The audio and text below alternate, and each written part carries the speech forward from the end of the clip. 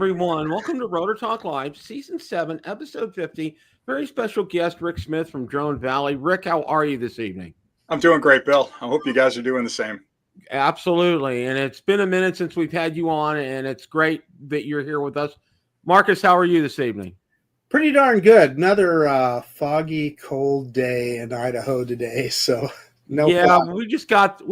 Florida is definitely needs to see a therapist because we're bipolar, because it's going down into the 20s and 30s on Thursday night, and then Saturday it's going up to 80. So no rhyme or reason, okay? 80. Did you hear that, Rick? He said 80. Yeah, we take 80 right about now. It's freezing cold up in the east here. We haven't gotten any snow yet, but it's cold and rainy. Wow. So, Rick, how have you been this year, drone-wise? You doing good? Doing well. Bill, I miss talking to you guys. It's been a while since I've been on the show, and I haven't been down to Florida to fly with you in a while, but I promise I'll be down there soon. We'll get some airtime. But things are good. Just really busy. A lot of new product coming out, a lot of technology we're playing around with. We're working on a couple of new projects that we're going to release right around the first of the year. So a lot of cool stuff going on. I don't know if you were aware or not. I had a couple of interesting things happen to me this year. Mm-hmm. The first was, you probably remember that Amazon had advertised the Mavic 3 Pro for $799. Do you remember that? Yep. Okay. Well, I forced their hand, and after hours on the phone with them, I ended up getting it for $799. Wow. That was a real accomplishment. The other thing was not so much a great thing, but the Air 3S that I had video stutter. So I'm like, okay, we'll just pack it up, send it back, send me another one. Okay. And then the second one had it. And I'm like, what's going on here? Okay. Something's not right. So I end up sending all the log files, both off the controller and the drone, to DJI. Right. And DJI comes back and, well, first of all, they're telling me about horizon tilt, and I didn't even ask them about horizon tilt. Okay. But then what they're telling me, video bit rate. And they said, check the medium you're playing the video on. So I'm like, okay. So what I did was, I have a small 14-inch HP laptop. So I played it on that, and I looked at the refresh rate, which was 60 hertz. Okay. Then I try, and it was fine. So then I go ahead and I try it on my 17-inch HP laptop. The refresh rate is 160 hertz. It was stuttering.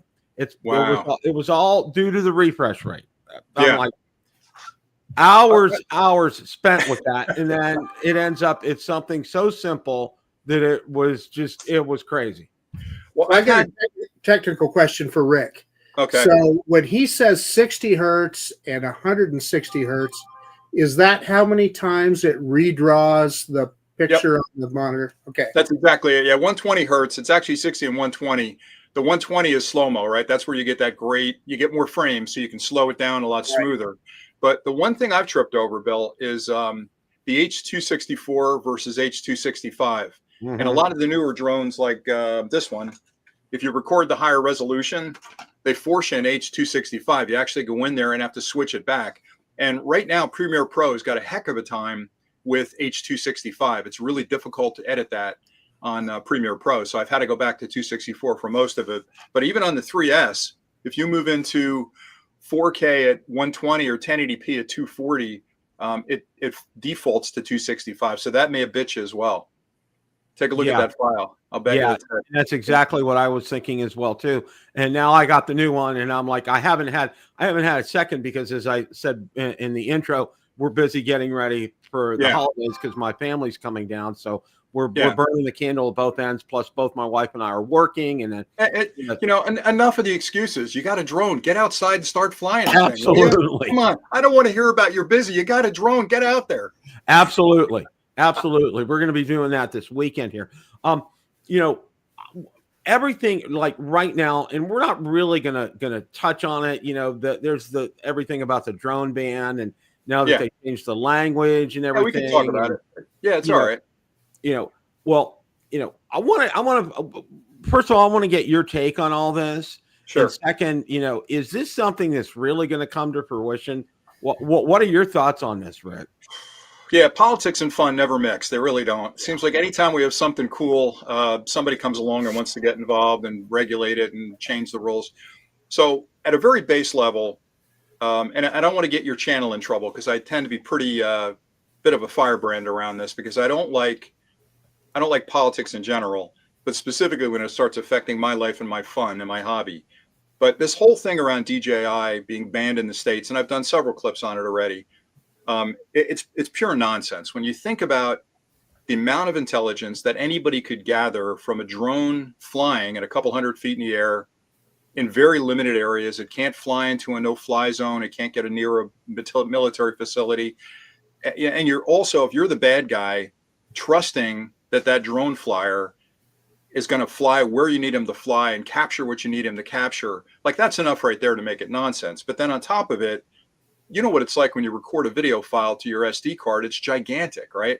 And then how does that file get from your memory card to the bad guy's server, right? You've got to connect to the internet. There's got to be all kinds of nefarious things going on in your computer where they've hacked you and they're grabbing files. And if you were forced to upload it over your connection on your phone bill would be astronomical, right? For the amount of data you're using and everything else. So the whole thing is just flawed from so many different technical perspectives. But what it comes down to for me, and this is the case with most politics, is if you have enough money and you really need to get something done, you'll hire a good team of lobbyists. They'll find a senator or two that needs a contribution or needs a little bit of sway, and they'll get in their ear and they'll propose these type of bans. Now you got to think, well, who does that really benefit? Well, it benefits the companies that are pitching for that government contract that don't want DJI in there, who can sell the 3S for 10% of what those commercial drones cost with way more features and way more functionality. It just blows the competition out of the water. So if I eliminate DJI and I'm a competitor, I can now charge 5-10 times as much for my drone that can't quite do what the DJI drones can do and eliminate the competition. And then the next question, which is going to get me into trouble, who's on the top of that pile? It's the company that all of us trusted. I love them. I think the two founders are brilliant. I'm talking about Skydio, but they've kind of gone to the dark side. They were a consumer hobbyist group that all of us that bought Skydio products supported, gave them the funding to go after the commercial market. And the minute they started getting uptake in the commercial market, they dropped the consumers. They ran like their shoes were on fire to get out of the hobbyist market into the commercial market. And I believe that they've got a big influence over what's going on with these bans. I think they're lobbyists. If you follow the money and the food chain of who's involved, you'll see that a lot of the people that are close to Skydio or people that work at the DoD are now working with Skydio as their legal lobbyist team. So I think the whole thing just stinks in general. And I do too. The bottom line is I would be shocked if it passes. I know that Stefanik has been on it. Now she's, I guess, misdirecting somewhere else. She's going into part of the government somewhere. I think Trump's got her earmarked for something, which is probably a good thing, right? But I just think it's a whole lot of noise over nothing. And I'm at this point very optimistic that it won't happen, that we won't have any issues with it being banned. That is, and that's kind of the way I've been thinking as well too. A lot of this was making a lot of noise. It was an election year, rattling sabers, and Yep. If it would, and this is what I told people, if it would, there's nothing in place. There's nobody to step in. Okay. And then you talk about, coming back to bite you, Skydio's batteries were coming from China and they were banned. They were having a problem with it. So, what goes around comes around with that kind of stuff. So, yeah. And I'll be honest, Bill, I mean, if I'm pounding on those guys and I feel like I need to pound on them just a little bit more, they didn't really do much outside of the drone. Like their drone, for all intents and purposes, that drone was probably 10 years ahead of its time when that first Skydio, the X2 came out. It's got trinocular vision on it. No one's mastered that but them. That's the one with the 3 cameras, and you can see depth in addition to seeing solid surfaces. They have a neural network inside the unit, which is what you're using for AI. It's running on the Jetson chipset, which 2 years ago was the leading chipset for any kind of AI. So they were brilliant in building the drone. The drone was absolutely brilliant. But then they didn't do anything else. They bought the batteries from somebody else. The controller came from Parrot that they just rebranded. So in the beginning, it was like, all right, I'm going to give them one more drone, because the first drone was gigantic and it was sort of a beta. But that second drone, I felt really had some legs. I still have mine. I still have it in the shop. I haven't flown it in a while. But yeah, but I felt like they were cutting corners, and I really was waiting for the Gen 3, and that's when they made the move into commercial. But let me say one more thing, and then I promise I'll be quiet. Even if this ban happened, the way the ban was written is it wasn't an FAA ban. You guys know that, right? It was an FCC ban that said, if this ban goes through, they're going to direct the FCC to shut down any new applications that DJI put through for their radios. They were going to shut them down on the new performance of the radios. It didn't affect any of the old drones. So if you owned a drone before the ban went in effect, you still can fly that drone because it's already been approved by the FAA. It would have taken a lot of work to go back and retroactively rescind those. So I think even if it happened, I wasn't that worried because there were plenty of drones out there that we could still fly. But I don't know. I feel uncomfortable almost even talking about it because I don't want to give the fire too much air here. But for me, I think it's a bad idea to chase it. I don't think there's any issues with China spying on the U.S. through drones. Let's face it, they've got access to Google Maps. They've got people with cell phones in the country that are walking around that can get 4K video of anything they need. So why are you picking on me? Leave me alone. That's my 2 cents on it. I can distill it down to say this. It doesn't meet the sniff test, right? No. It just doesn't meet the sniff test. They've never been able to show us the smoking gun ever because it doesn't exist. Yeah. And one other thing, Bill, too, is it's interesting to me that it was only DJI they were going after for a long time. The number one manufacturer in the space that would, quite frankly, clean up in the commercial space. And then after people started complaining, like, well, why DJI? OTEL drones are made in China. All these other third-party drones you can buy on Amazon are made in China. FIMI's made in China. You can buy some really quality drones that aren't DJI. Are those drones not spying for China? Is it just DJI that's spying for China? So then at the last minute, they added OTEL, right? We forgot. We got to get somebody else in there. But they snuck OTEL in, right? So, if you want to get better than that, OTEL makes every bit of diagnostic equipment in every mechanic shop in the country. That's right. Now you could do some spying, right? You could track every vehicle you can.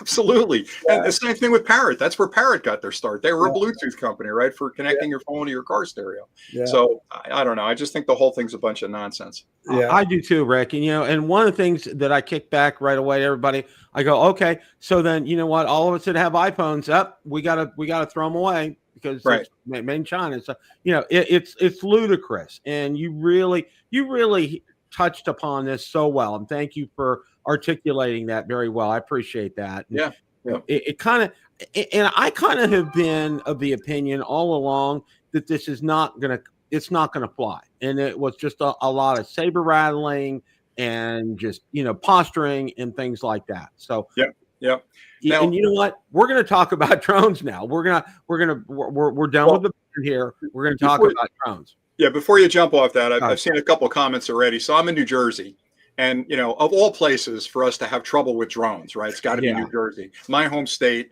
Now I'm in one of the few states in the country where we had a governor a couple of years ago, almost a decade ago, that Chris Christie, which I was not a fan of, but anyway, I'm a fan of him now.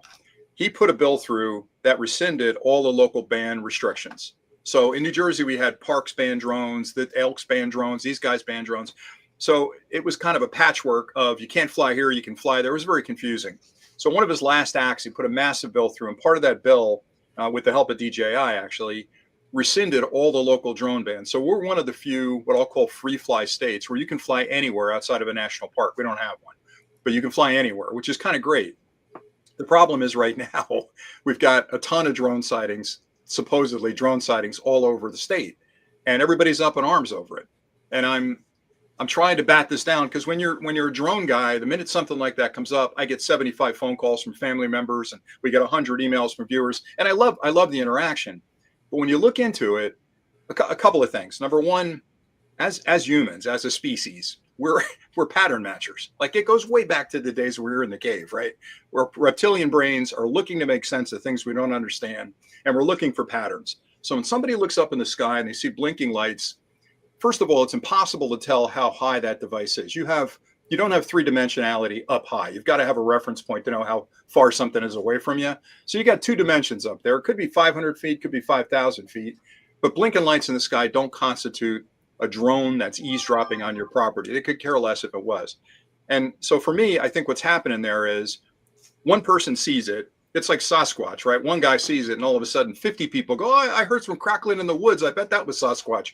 So you got a lot of this like almost FOMO stuff going on in the state where people are like, I saw something strange on Tuesday night as well, over drinks with their friends.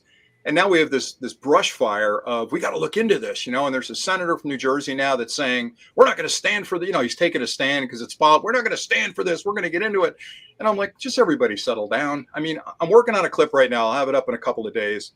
And you're going to like this because I put a drone up in my backyard at 200 feet at night. And I took a video of what's below it. Now, the question I'm going to ask the viewers is, am I wearing pants? Because I'm out in the backyard, and I'm not going to say if I am or I'm not.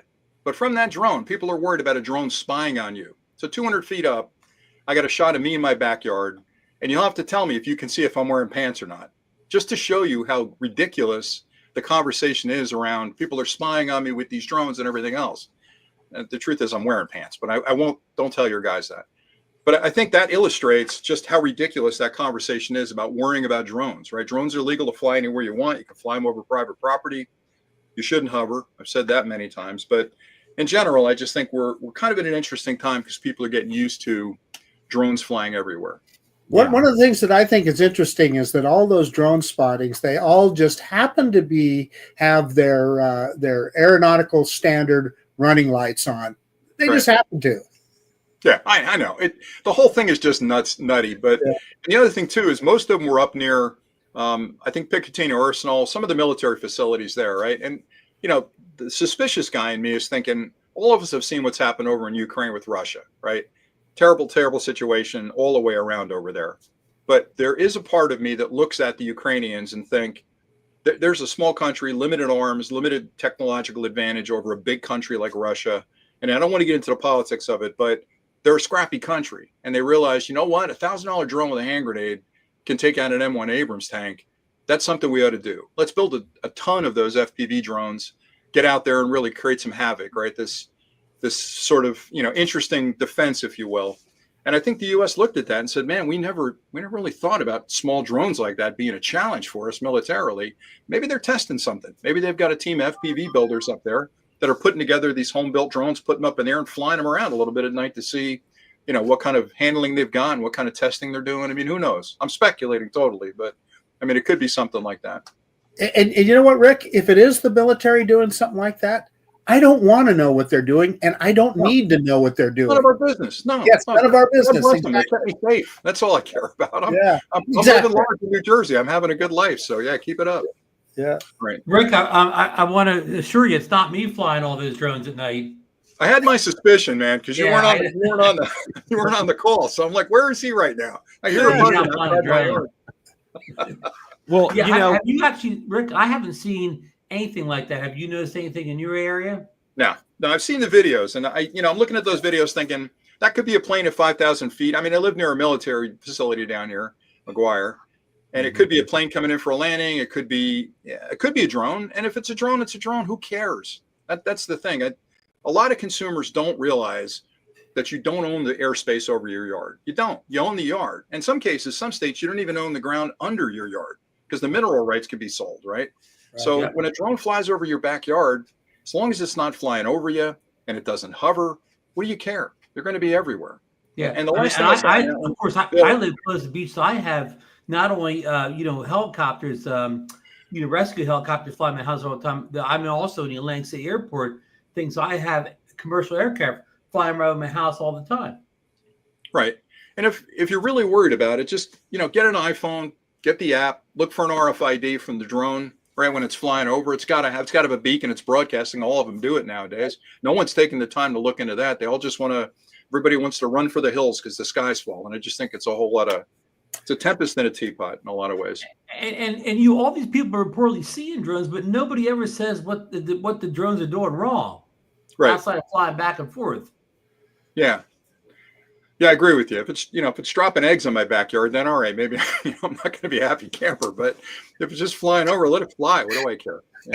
People say, well, it's flying too close to Air Force bases, but that's people saying that. That's not actually the airport saying that.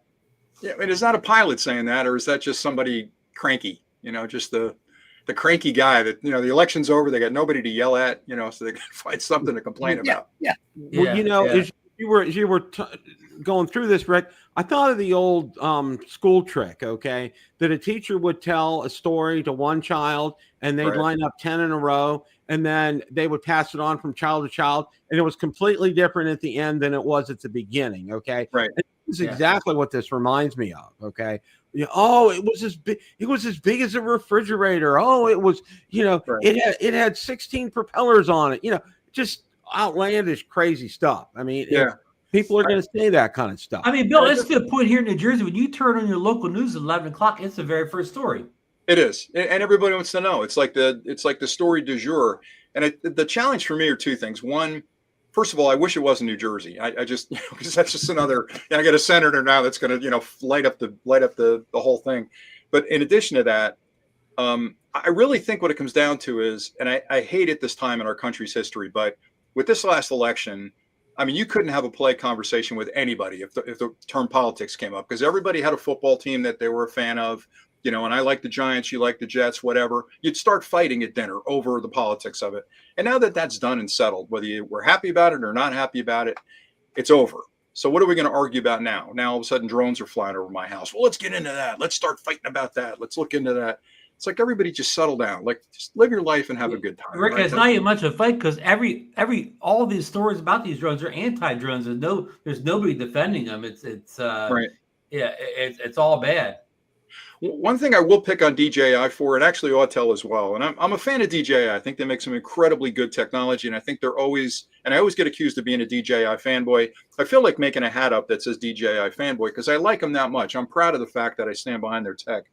But one thing I will pick on them for is I don't think they do a great job of promoting the good that drones are doing, right? Like I know they have the website and they talk about all the rescues that have taken places and the lost dogs that were found and the hikers that they put a thermal drone up over the woods and found them.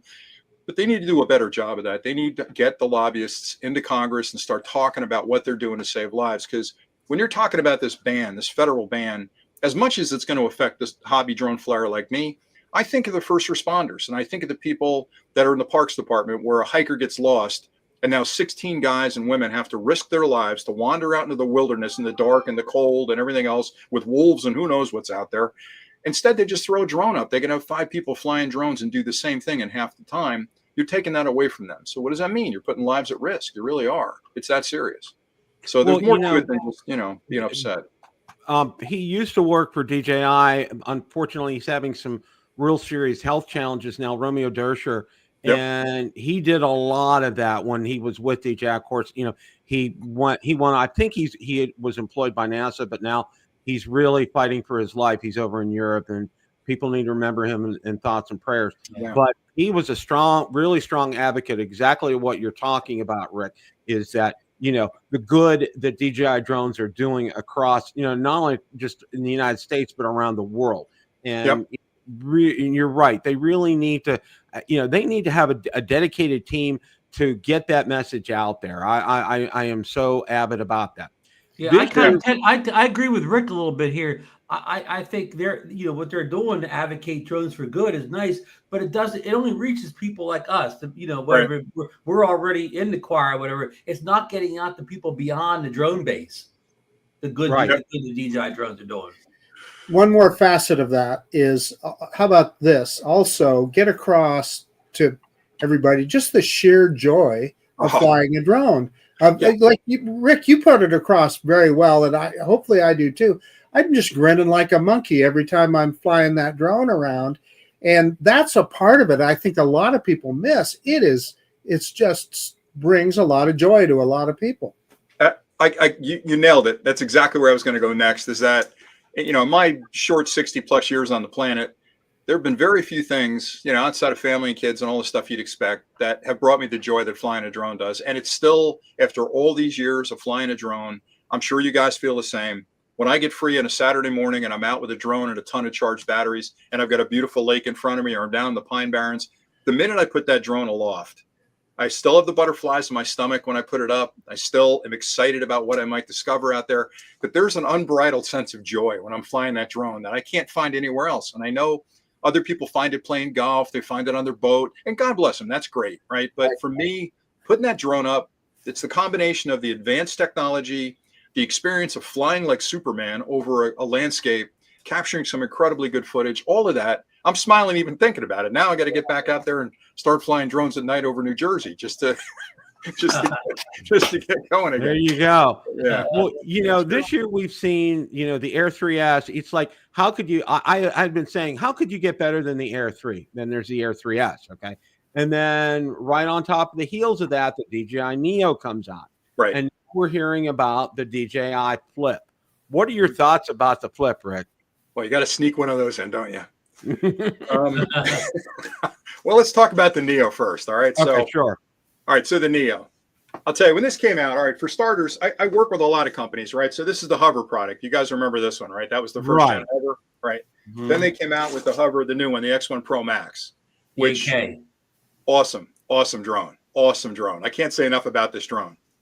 Right on the heels of that, DJI released the Neo. And I thought, okay, 4K 30, 8K, 4K 120, like there's no comparison. Folds up, fits in your pocket. This one's rigid.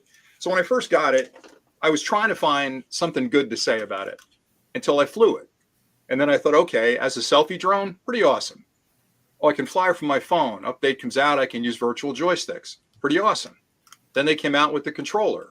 Okay, now I can fly like a regular drone. Well, how stable it is in the air? It's incredibly stable in the air. It can handle strong winds. It takes really good video. I can fly at FPV. Like this to me represents the future of what DJI is going to do with a lot of drones. So now when you talk about the Flip, and again, I got some NDAs. I can't talk too much about anything.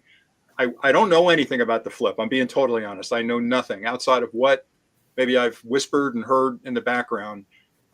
It's going to be another drone. It's going to be another small drone from what I can tell. It's going to fold up in a different way than the Mavics fold up. Do I need another drone at this point? I don't. I mean, I've got everything I need to fly. So for me, okay, it's cool. I'll test it. If they send it, I'll give it a fair review. But between this one and this one, these two, and actually the Mini 4 Pro, I got everything I need. And every time they release a drone like this, I think to myself, what could they possibly do with the next drone that would incite me to buy that drone and get excited about it? But they always surprise me, right? Now we got LiDAR here. We've got better technology here for, return to home kind of things. And I'm testing a lot of that stuff. So they're always up in their game. But I think, Bill, most of the revelations in drones happened, the major revelations in drones happened probably 5 years ago when that first Mavic, the foldable Mavic came out, the Mavic Pro. When they first went from a Phantom airframe, that fixed airframe, to a foldable airframe, that was an epiphany. That really was an amazing move for DJI. And everybody followed suit. Everybody's following them into the breach, right? Yep. And they're just iterations of that are better cameras, longer flight times, all the things you care about. But for me, I think that'll be the last one I own. Now, okay, is there a Mavic 4 coming? Probably. Is there an Air 4 coming? Probably. Is there a Flip coming? Probably. I'll leave it there. Well, what I was going to say about the Flip, Rick, was, I know you talked about the Neo and the Hover and kind of comparing the two.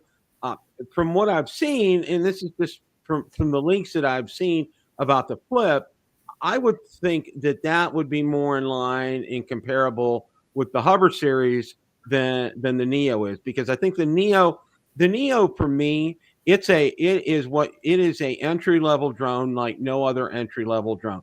It's right. It will get people on board with DJI, which I think is really the true intent and purpose behind that drone. I think the Flip is taking it up a notch. Is it as good as a Mini 4 Pro? No. Is it better than the Neo? Yes. So I think it's hitting that middle ground right there, if you will. Yeah. And I think it's going to be more in competition like with the Hover series of drones that just came out. What are your thoughts about that? Yeah, I think you're right on the money. So I think what happened was this was out for a while. And you remember, you were, way back when we went to CES 5-6 years ago, these guys had this as a beta. It wasn't looking like this. It was smaller and everything else. And we looked at it and said, okay, it's a folding drone. It's gigantic. That's not really going to take off. When they came out with this, I think they surprised everybody, because this original Hover was a really cool product. I've used this a lot. I'm at a lot of family gatherings. People love using it. The kids like using it, but it folds up, right? And I think this one, and DJI saw that and said, we don't need it to fold. But then this one came out. I think they caught DJI by surprise with this one. I don't think they expected 4K at 120 frames. So DJI already had this in the pipeline and released it. And I think what you've got here is DJI doesn't like to not monopolize a market segment. So this doesn't fold. They need one that folds. And that fits right between these two. So my guess, and again, I'm guessing, is we do see a flip sometime in January, probably, I'm guessing. It's going to fold, obviously, and it's probably going to be a 4K 60. So I think they're going to up the game as far as the camera goes. And I'm sure you'll get all the same features you get with the Neo, where you can fly with the FPV goggles like the N3s, these guys. You can fly it probably with the RC-N3 and the RC-2. So it's going to be similar to what you can do with the Neo. I don't know why you'd need it other than the folding features.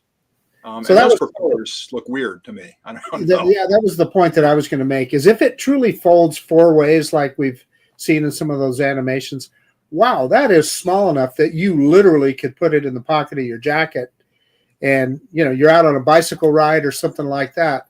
That would be the advantage of it to me, is to be able to just throw it in the air. And yeah.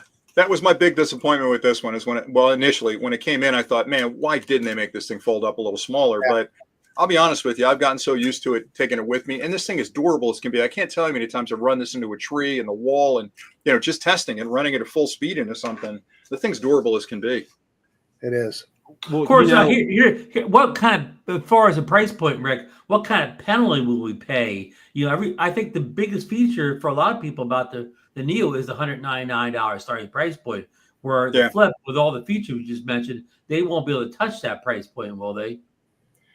I think this may have been, I hate to say it, but this may have been an entry into a smaller drone like this. I think this technology inside here, again, I still can't get by the fact that both of these drones, I mean, you've got everything you need in this piece right here. Like it's a Milky Way bar, right, that they fit all the technology into outside of the battery. But I think this may have been a test unit. In a lot of ways, this is like their first foray into that like sub 150 gram drone. I imagine the Flip will be similar, but price wise, I'm betting the Flip's going to be, and there's even a Flip. I have to keep saying that, is going to be probably in the middle, right? If it's $199 and you got the Mini 4 Pro at, what's that, like $699 now? I don't even know what they're charging for it. I bet it's going to be $3 and change. $3 and change for the Flip. So it'll be an upgrade from what we've got here with the Neo. That's what I'm thinking. Now, Rick, one of the other questions I want to follow up with this, because I get a ton of questions all the time. Yeah, that's good. One of them is, Mini 5 Pro. Are we going to see a Mini 5 Pro? And, and I'm like, well, it's like this year, and I'll backtrack here a little bit. When I started out, probably about maybe 3 or 4 years ago, I decided to get a spreadsheet out and track like release dates of all the drones when they came out, just, and whether it's foldable, whatever. Okay. And you know what I came up with, because my quality assurance testing training tells me to look for patterns and things. Okay. I find no pattern with DJI whatsoever. Okay. They do something one way, they'll completely do a 180 and do it completely different another way. There's no rhyme or reason. That's the only thing that's been consistent with DJI throughout all of this. Okay. But with that being said, all right, everybody's like, the Mini 4 Pro is a fantastic drone, which it is. All right. And everybody's thinking, well, it's November and they've kind of been releasing the mini series in November. I know a couple Novembers are when they released, and, they're due for one right now, and November's passed up and gone. So everybody said, oh, we're overdue for a Mini 5 Pro. And I'm like, hold the phone here. The Neo just came out, then a Flip's going to come out, and then we'll probably see early next year a Mavic 4 come out. So, that begs the question, are we going to see another mini drone from DJI, or is we going to be going with the Neo and the Flip? Yeah, again, I'm speculating entirely here, but I would almost guarantee you're going to see another mini, and it's probably going to be the Mini 5, probably springtime, right in time for summer. Again, I don't know what they could add outside of LiDAR. I think the 360 they've got today in their drones, which is optically based, will end up being a LiDAR based, because that gives you so much better protection than the opticals. The opticals are really good, but they're not perfect. That LiDAR on top of the optical, the stereoscopic, gives you a much better picture of what you're running into to avoid it. And, and I've said this before, I've done clips on it. I still can't get past how good the APAS technology is in these drones. The ability of that drone to not only sense solid objects, but to be smart enough to know how big it is and sense holes that it can fit through and preemptively navigate to those holes is another level of crash avoidance that no one else has mastered yet. And the Air 3S takes it to a whole nother level, Rick. Right. Yeah, that LiDAR helps. It helps a lot. And I know it seemed like a small issue, but that LiDAR is impressive tech, and it's hard to build that into a drone. So I got a question, Rick, and this is probably kind of a little bit of a sidebar, but it is a technical question. So LiDAR, I always get confused. So on the bottom of the drone, we have a time of flight sensor, right? And that's pointing light down and bouncing it back up, and that's how it tells how high off the ground or it is. These two guys are infrared. Yeah, what's the difference between that and LiDAR? Yeah, so first off, that's the one that gets you in trouble when you're flying over water, right there. Right. So people with the Neo are crashing in the water. It's because the Neo is not as sophisticated. This guy has optical as well as the LiDAR for the down facing. So the cameras are actually looking at the ground, just like a crash avoidance going forward. It's going to avoid the tree. It knows where it is.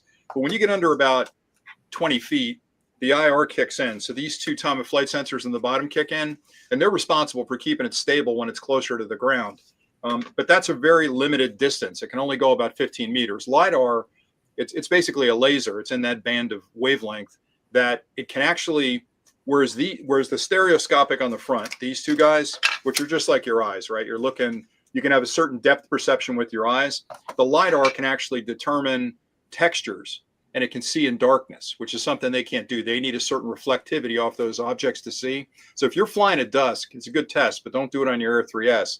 If you're trying to do APAS on a bright sunny day, it's phenomenal.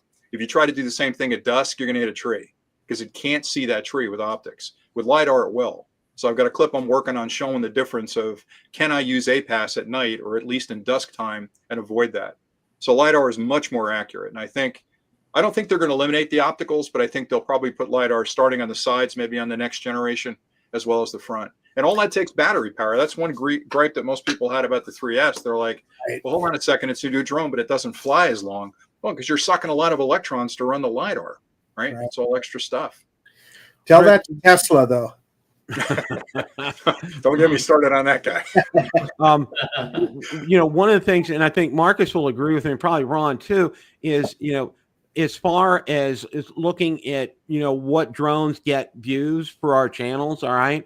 I know by far and away for me, anytime I put a mini drone up there, I'm going to get more views, even than an Air 3S or a Mavic 3 Pro. I will get more views on that mini drone. And in fact, Cohito, who makes Specta, they sent me their mini, okay, and they sent me their Air as well too.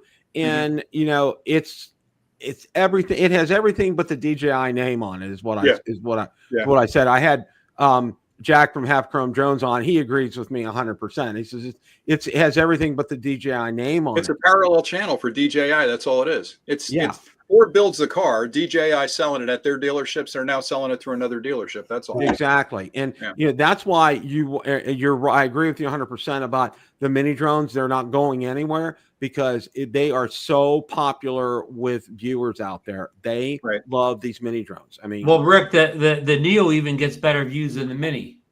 Yeah, I agree. I think the Neo is like the hottest. Anytime I put a clip on Neo right away, people are all over it, and I got a million questions because it's affordable. But back to your original point, Bill, I think DJI, again, in addition to being a brilliant engineering company, and that's hard to do these days, but in addition to being a great engineering company, they're also a really good marketing company. So when you think about the different market segments they compete in, we've got the larger drones like the Airs and the Mavics. I wish they'd bring a Phantom 5 out. I love that Phantom airframe. But anyway, those two are their larger drones. Those are at risk for the ban because they're over the 250 grams, right? Under 250 grams, like the Mini series, the Neo, and whatever that flip's going to turn out to be, I think it's another route to market for them with a completely different consumer. So they've got that. Then if the ban goes into place, they've got Spectra, right? They've got an alternate route to market for their drones under different branding that isn't being banned specifically. Now, will they catch up? Say the ban goes through, will they catch up on the Spectra stuff? Probably, but I'm sure they've already got a plan in place for that. So I don't worry that we're going to have access to drones from DJI, or at least technology from DJI. I might have different badging on it. What I don't get is I don't know why DJI doesn't just set up in the States. I've asked them multiple times, like, you guys need to have a factory in the States. Put a warehouse together in California, ship all the parts in and have a bunch of people assemble them. Like, that takes all the pressure off. Now they're not necessarily made in China, right? You're still part of a Chinese corporation, but it's at least you're on U.S. soil. That would appease a lot of people. Matter of fact, pick the state where you've got the most cranky senators and Congress people, right? So they get a little bit of pork out of it, and they'll back off on the ban thing. But yeah, that's how the Japanese cars got around tariffs and bans in the early '80s. Honda and Toyota built plants here. Yeah, for sure. Yeah. Well, you know, that's a real good point, Rick. And you know, one of the other things I can tell you, you know, one of the big questions I got about the Mini and the Air, which I both have, and I'm going to be getting some Spectre Air videos out there as well too. One of the things that kind of separates them from DJI is they have no geofencing on them, which is fantastic. All right. And one of the other questions, though, and the number one question I get about that is a service after the sale. And they are getting much better at it. I seem to be a conduit for them because I have a group out on Facebook. It handles both the Mini and the Air, and I get a lot of questions. And I have a contact with Cojito, and he gets back to me right away. One of the big problems they had, which was really interesting, the only place you can buy them are out on Amazon. Right. And they have finally had spare batteries out there. But it happened that they switched, evidently, the one of the numbers, ASIN numbers on there. If you order a battery for an Air, you got a battery for a Mini. If you order a battery for a Mini, you got a battery for an Air. And they finally got this rectified. And now they've told me December 25th, batteries will be available on Amazon's website, and they'll be plentiful. And they also told me, too, as far as service is concerned, now they don't have any service plans like, you know, Care Refresh like DJI has. But, you know, what I tell people in that instance, you can go one of two routes. One, you can get Asurion when you buy the drone, because anytime you buy anything on Amazon, Asurion is an option and it's always available. The other thing is to go ahead and do like I do. I insure all my drones through State Farm. There, you can do that with a personal articles policy everywhere, I think, except the state of California. You're allowed to do that. And that's what I do with every drone. I call up my rep with State Farm. We get it added to the policy. Boom. You know, and I pay pennies for this, but it's fantastic coverage with that. So, you know, with all that being said, you know, I think they're starting to get caught up to things. They're starting to get with things. And a lot more people I'm getting a lot of people are saying, you know, we're buying the Mini. We really like it. It's been a great drone. Thank you for pointing me in that direction. So, yeah, I think for me, that Mini 4 Pro, that chassis, whether it's the Spectre or the other one, is the best drone I fly. I mean, the easiest drone to fly. It's with me everywhere. Takes great video. And I love the Air 3S series. I even like the Mavics. I have a couple of Mavics that I fly, but that Mini is, for so many reasons, like really the perfect drone. It really is amazing what that drone can do. Rick, just your opinion. So Bill touched on it just a second ago, and a lot of the reason that people like Spectre is because they don't have the geo zones. Yeah. Why does DJI continue with that? Did you see me grimace there? I was grimacing when he said that, because I take a lot of heat for this, but I think the NFZ zones, the geofencing is a good thing.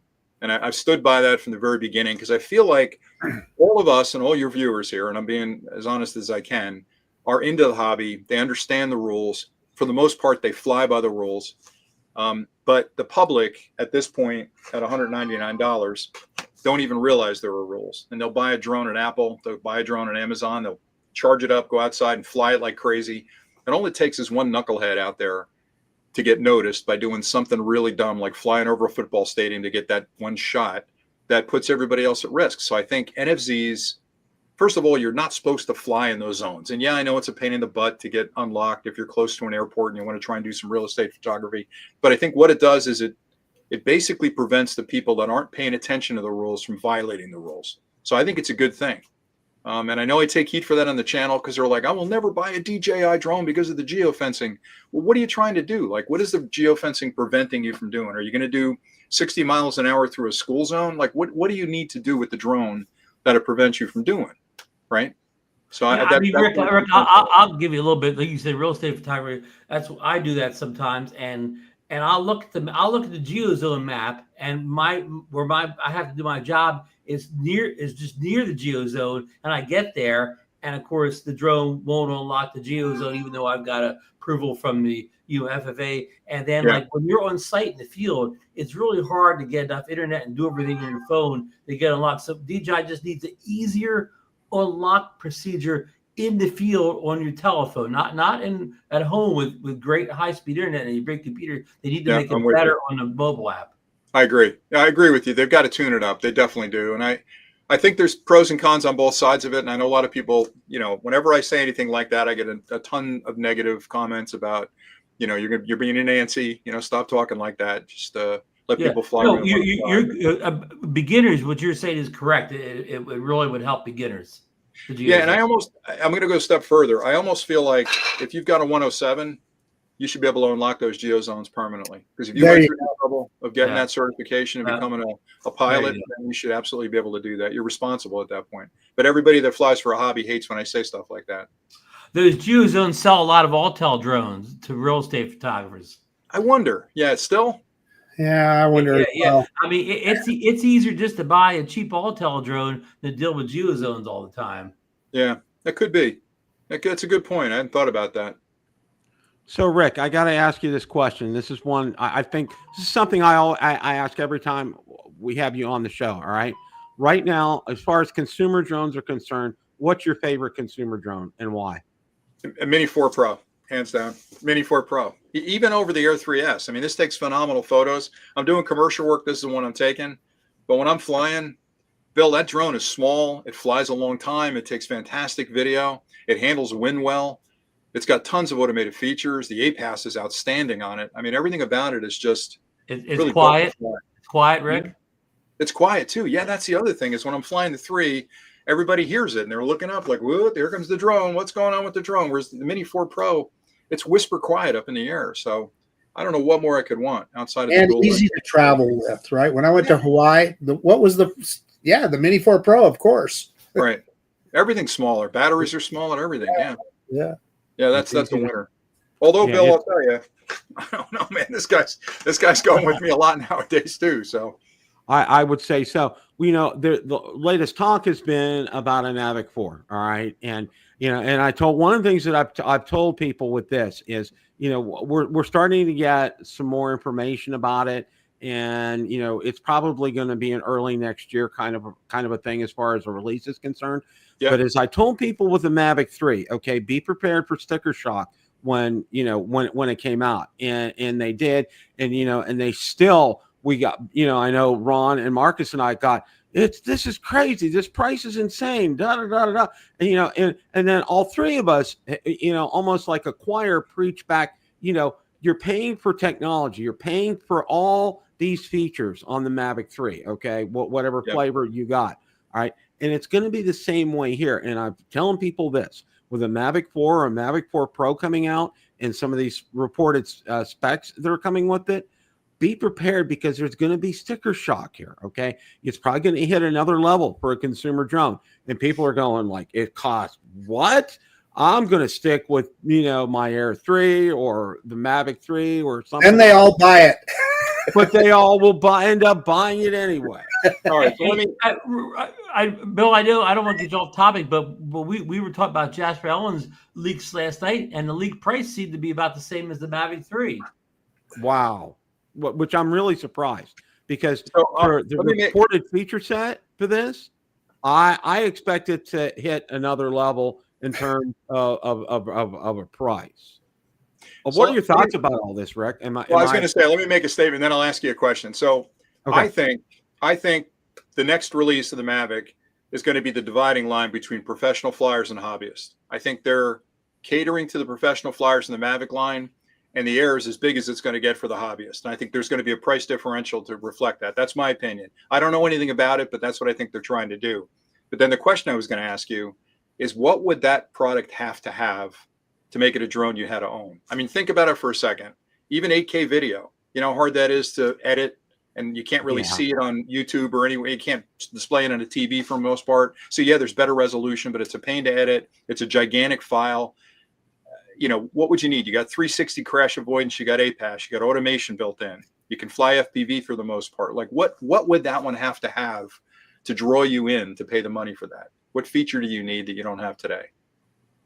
That's a fantastic question. I mean, it's like, we talked about, having some kind of dual images, a live map versus a static map, and, all other kind of things. And as far as the telephoto is concerned, that would be enhanced, and that the gimbal would now rotate that much more, giving you a wider field of view with something like that, an increased runtime. Those are things that I normally think of with something like this. But we've got LiDAR in the Air 3S. Okay, that is to me, that's as loaded is a drone that I need. All right. I mean, you want me to say it again, Bill? You want me to say it again? You want me to say it again? I say it every time. They're going to give us something with that drone that we never thought of. And as soon as we see it, we're going to go, man, I got to have that. That's what's going to happen. So I'll tease you a little bit with some of this stuff, because I talk to DJI quite regularly, and I don't care. Like I have NDAs with them, but I'll talk from my own perspective about, if I were building that drone, here's what I do. Or if I were building that next Osmo Pocket, here's what I do. And some of the stuff I've suggested turns out in the product. Now, I'm not saying it's me that did it. They're probably thinking of it years before it occurred to me. But things like coupling up the DJI mic with their portable gear without opening a door that makes it less waterproof, right? That was all like, man, if you guys could just take that Osmo Action 2 and add, Bluetooth connectivity to your microphones, you got a home run, and boom, that came out. So with this next generation of drone, the one thing I keep suggesting, and we'll have to see if it happens, is wouldn't it be cool if they eliminated the camera completely and just put a 360 camera on the bottom of the drone that would record everything it could see, one on the bottom and one on the top. So as you're flying, you can determine, you've got all the data, you can determine what you're looking at. You don't need a gimbal, you don't need stabilization at that point. So in editing, I can virtually point the camera at any point of interest that I happen to fly over that day. How cool would that be? Think of the size of those files, though, Rick. They're gigantic. I agree, but they're going to compress them. It'd probably be 265, but there you go. Like, I like the idea. That's cool, right? That would be cool. Just like of course, that would mean you would have to add it. You'd have to add it all your video. It'd be no more just shoot it and post it. Right, but I'm sure DJI would have they'd need some kind of editing software, some kind of plug-in for Premiere and all the rest of the programs. But I'm just spitballing. But I think that might be enough to be, hey, that's the first time somebody's done that. That would be cool. Our friend Lauren here brought up a real good option, optical zoom. All right, that is something people have been clamoring for a long time. Since the Mavic 2 zoom. Yeah, you got it already. The Mavic 2's got it. Yeah, that's good. Yeah. So, that would be something there. So, I mean, there's a laundry list out there. We can speculate until midnight here and go over everything, but it's going to be what it is. But I think you made a really good point here, Rick, is, that there's going to be a dividing line. And I think I said this before, the Inspire 3, for all intents and purposes, was that dividing line, or the Inspire series, for a long time, between consumer and professional. The Mavic series was still consumer, but it had really strong leanings towards being professional. Okay. Prosumer. Prosumer. Exactly, Marcus. Now with talking to you, I'm seeing, there's going to be a shift here in terms of what we're looking at for consumers, the dividing line between consumers and professional products. And I think that Mavic 4 is going to fit over there. And I think they're also going to make it, and see, and this is something I think I learned from you a long time ago, that DJI doesn't waste a thing. Okay. Everything they do is for and has a purpose. Okay. And when they build this Mavic 4, it's also going to be built in mind for the enterprise. Okay. And to do enterprise level things.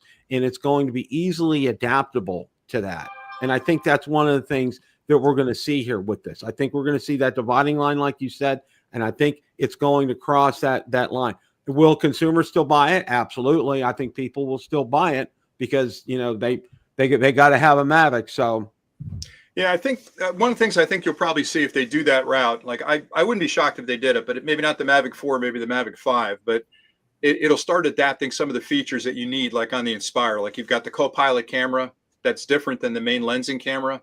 So the pilot that's flying the drone has his own view or her view of the world, and the other person that's a cinematographer can focus on the subject. right? So that could be something you'll see, the dual cameras in there that are separate cameras, so that the pilot can fly it and the cinematographer can decide what the shot looks like. Those kind of things I think you'll see morphing into the enterprise level stuff. And I think it's going to happen on the Mavic. The other thing, Bill, I wanted to mention is, and when I told before I got beat up about being a fan of DJI, but I am constantly blown away by how many different markets they enter and dominate. When you think about the action camera market, right? Now you can argue all day about GoPro versus Action. I think that action camera is outstanding product. The wireless microphone space, right? DJI mic came out, what, 3-4 years ago?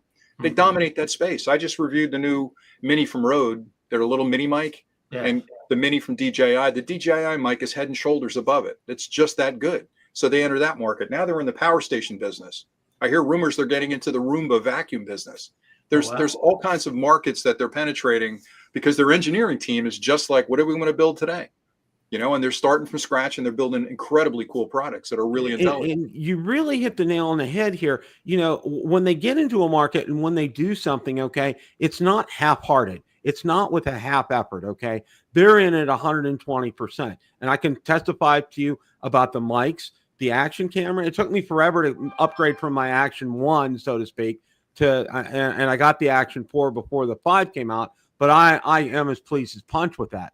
And then the mic, the DJI mic, and how it fits in like with the Pocket 3 and the Action 4. It's like a seamless integration with this stuff. I mean, the ecosystem, it's all part of it. And then now I just ended up getting a Power 1000 myself, and I bought the cables to go ahead and be able to charge my drones. And it's just like, it's all hand in glove. It all fits. And then, there you go. And again, when you talk about the power stations, like a lot of people miss this, but they have the software-defined ports on there, which is a software-defined port, meaning depending on what you plug into that port, it adjusts for the external device that it's charging. So if you plug in drone batteries, it's going to charge at a higher rate. If you plug in the MPPT for an input, it'll adjust for a solar panel. So what they've got is a port that isn't locked into USB standards or 12-volt standards or AC standards.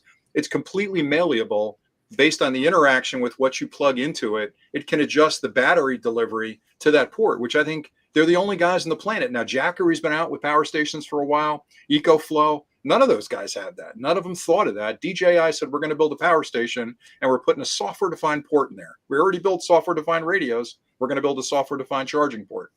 Yeah, as an engineer, I'm like, how did everybody miss that? Power stations have been out for a decade. How did they miss that? So I got a lot of respect. Is that what they call a PD port, power detecting port? No, that's the mini USB. So the USB-C is the PD. That's power delivery, and that has adjustment. Power delivery. Yeah, power delivery. It adjusts, but it's still within that sort of USB standard. What that software-defined port, that orange port in the front that you bought all the adapters for, can actually go well above those standards. It can jump up to 60, 70, 100 volts DC. So it's really a DC to DC charging port. It's pretty cool. One of the other questions that I had for you before we close up shop here is, and we've talked about this before, is I think one of the challenges that faces DJI when they're coming out with a new drone is the battery. And and I know from having you on before, you can only do so much in a confined space as far as that's concerned. And so in order to get more milliamp hours out of that battery, that battery has to be bigger. What are you seeing or hearing in terms of like battery technology? Is there something that's coming down the pipe that's going to revolutionize this? Or your timing is perfect. So I work with a lot of companies doing sort of background reviews of products they're about to release, and I'll review it, I'll test it, and then I'll send them a report saying, hey, this is cool, this isn't cool. There's a company called Yoshino who makes power stations, and they are the first company to release a power station with a solid state battery. That solid state battery has been a dream of manufacturers forever. Tesla's working on one, but Yoshino's got a solid state battery in their power station, which what it does is it dramatically increases what's called the energy density, which is how many electrons can I pack into a certain weight? Because that's really what limits how big a battery's got to be, because the more energy density it's got, the smaller it can be with the same amount of power. And that's going to transition into drones. I don't think we'll see it in the next generation, but I wouldn't be surprised 2 years hence or a year and a half hence if we start moving to the solid state batteries in drones, which could conceivably double, triple, or quadruple the energy density of the same battery, which you can imagine what that does for flight times. right? Double, triple, or quadruple. So I think we'll be well over an hour, maybe even over 2 hours in the next couple of years. Wow. If they go to solid state batteries, and they're a lot safer too. They don't have the lipo fire danger and all the rest of it. Oh, but yeah. looking at that company, Yoshino, I'm going to do a series of clips on the channel on that power station.